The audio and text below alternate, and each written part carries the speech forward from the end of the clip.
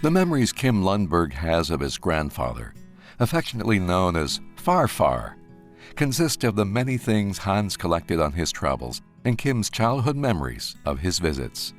When we came to visit, he'd hand us a handful of pencil crayons, colored pencil crayons, and he'd take us down into the basement. He had these huge walls with magnetometer survey results graphed out on paper.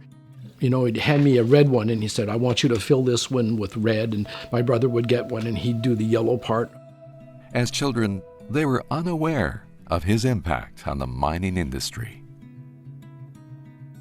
I would say that Lundberg was one of the fathers of geophysics in Canada, but other people who are geochemists may say that he was one of the fathers of geochemistry in Canada.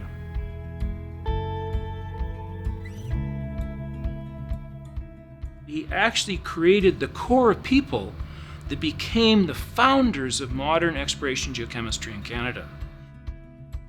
Hans Lundberg's story began in Sweden. My grandfather was born at Bullabäcken, which is the family home in Lidingö, which is the east island of Stockholm across the bay from the Maid City. He had an early interest in mining. I mean, in 1911, he was making sketches of miners, mines, and mining operations in a little sketchbook. So there's obviously something that fascinated him about mining that was an abiding interest for the rest of his life.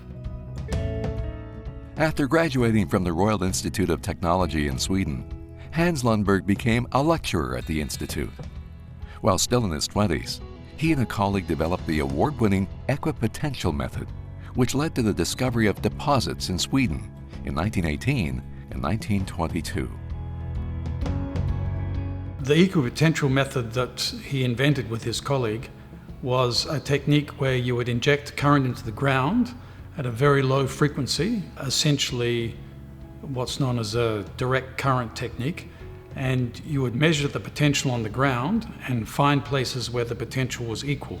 And by looking at how that potential distorted itself on the surface of the ground, you could work out if there were conductive features underneath. His acclaim in Sweden attracted attention from the United States. He came over in, I believe it was 1923, at the behest of a financier in New York.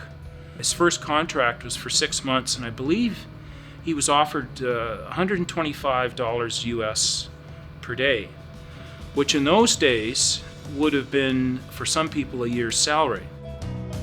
When working for Asarco, he made one of his most important discoveries at Buckens in Newfoundland, where he was one of the first to combine geophysical and geochemical surveys.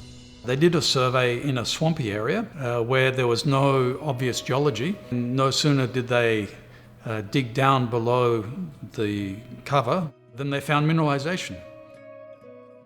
And so they transformed something that had been of interest into what became a very important mine, the largest mine of its kind in Canada at the time. And so that basically sealed his reputation. 1926, he became kind of a rock star overnight.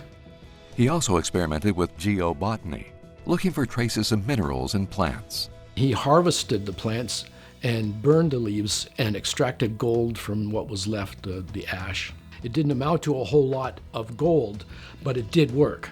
That was the point of that exercise.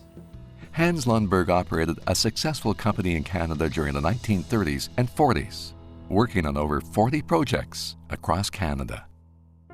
But he may be best known for his work with airborne geophysical surveys using helicopters and fixed-wing aircraft, and working with his son, Sten, a World War II pilot.